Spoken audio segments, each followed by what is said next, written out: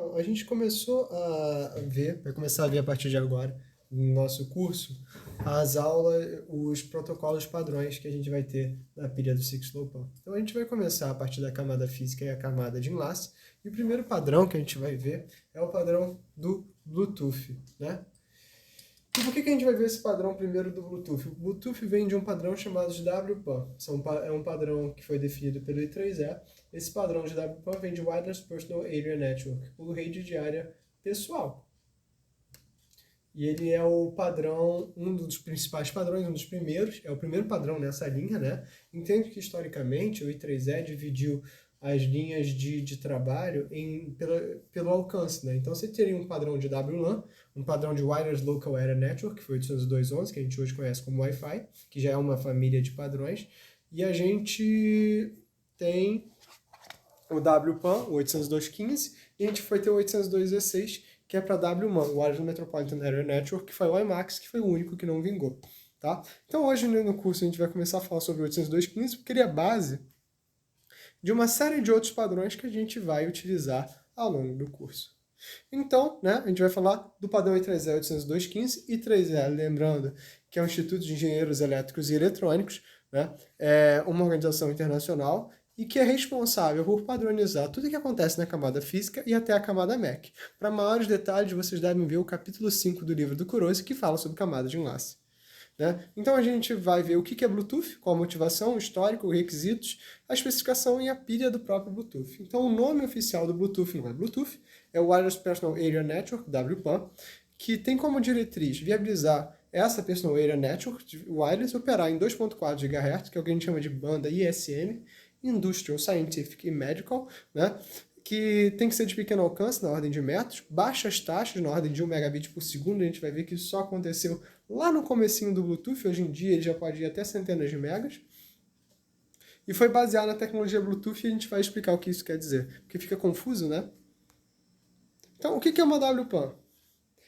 É uma rede, né, de até 10 metros, onde você vai interconectar um determinado conjunto de dispositivos, né? Como pode ver, eu peguei dispositivos bastante novos, mas na época que a gente estava trabalhando com esse padrão de WPAN, era isso que a gente queria. Ligar notebooks, ligar celulares, ligar handhelds, esse dispositivo nem existe mais. Vamos dizer que isso é um avô do tablet, né?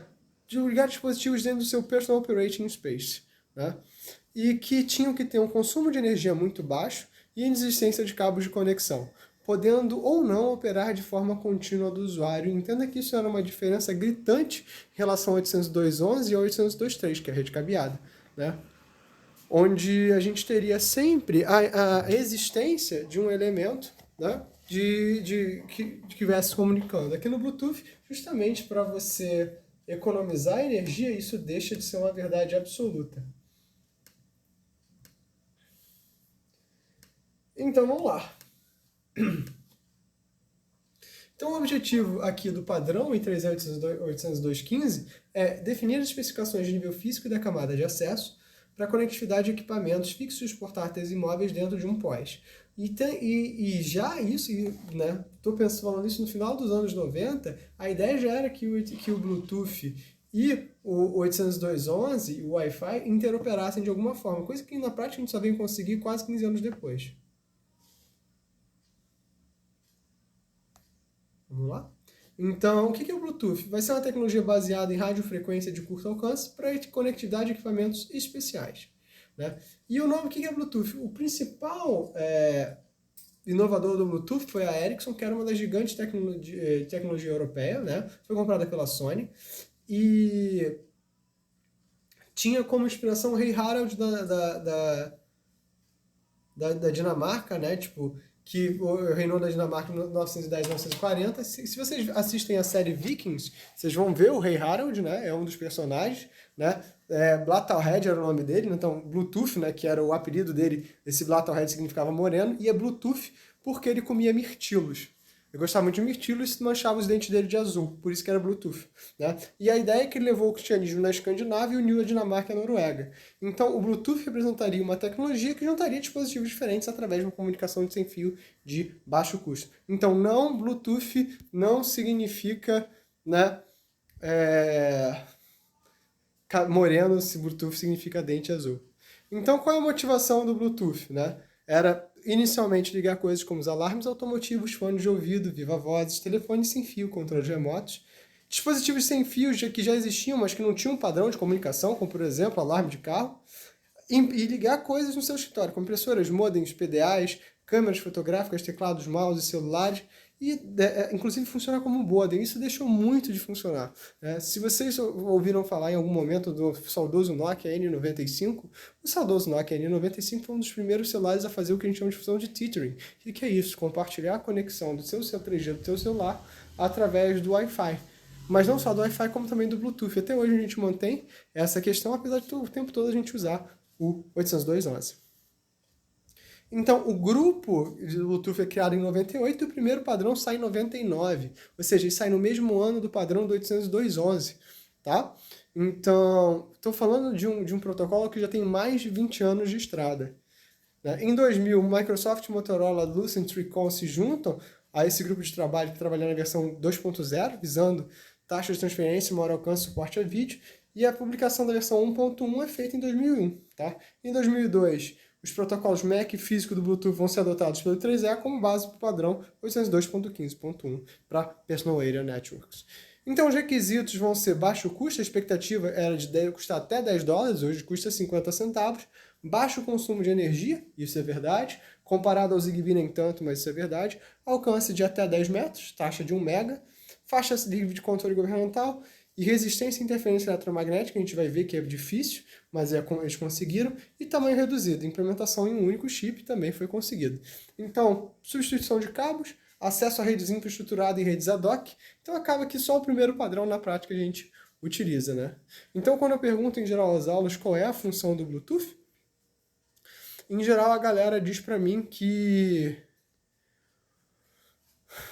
ouvir música no carro e teclado e mouse. Então, assim, você vê que surgiu, mas uma aplicabilidade, mas não tanta quanto a gente gostaria. Então, headset, hoje em dia, a gente até hoje usa, eu na academia uso headset Bluetooth, né? Onde eu posso ter acesso a vários dispositivos, né? Tipo assim, é bem útil, isso foi uma aplicação onde deu certo, e um exemplo de aplicação síncrona, né? Sincronização de equipamentos, né? Isso não deu tão certo assim, a não ser no caso do rádio do carro. Ponto de acesso, por algum tempo funcionou, principalmente no caso 2, onde você ligava o celular via 3G, mas hoje não é mais uma verdade. Né? Então, a ideia, né? Ou seja, 20 anos atrás a gente já pensava nesse modelo de interconexão que, né, utilizava a tecnologia móvel, coisa que agora a gente vai concretizar com o 5G, e com o 4G já é uma experiência muito bizarra, né? Há alguns anos atrás, em 2012, eu estive nos Estados Unidos para uma conferência, e era uma das minhas primeiras conferências, né? E eu fiquei muito assustado porque eu fui para Nova York, e tinha um cara fazendo FaceTime com a família no iPad no meio da Times Square. Primeiro que eu sou do Rio Comprido, né? Ninguém anda com um tablet na mão no Rio Comprido, mas isso é uma das coisas que, tipo assim, né? O cara fazendo FaceTime através de 4G é uma das coisas muito interessantes pra gente, né, trabalhar. Então, a especificação do Bluetooth vai ser dividida em núcleo, né? Especificação do transceiver do rádio, especificação da pilha de protocolo, né? E requisitos de teste de operabilidade e os perfis, que vão definir características para cada uma das aplicações. Cada perfil vai implementar parte da pilha de protocolos e cada equipamento Bluetooth suporta um ou mais perfis. E, em geral, todos eles vão dar suporte ao que a gente chama de General Access Profile. Então, esse General Access Profile vai ser um perfil que vai dar um conjunto de funcionalidades básicas, o que a gente vai ver, e as outras aplicações, na verdade, as aplicações vão consumir pedaços de protocolos, pedaços dessa pilha de protocolos para geral. Ou seja, isso faz com que a implementação seja muito curta, ou seja, eu não preciso implementar tudo, só um subconjunto dessas funcionalidades. Né? Esse aqui é o exemplo da pilha, né? Onde a gente vai ver um pouquinho sobre o Edit to Cap, a LMP e a camada de banda base, né?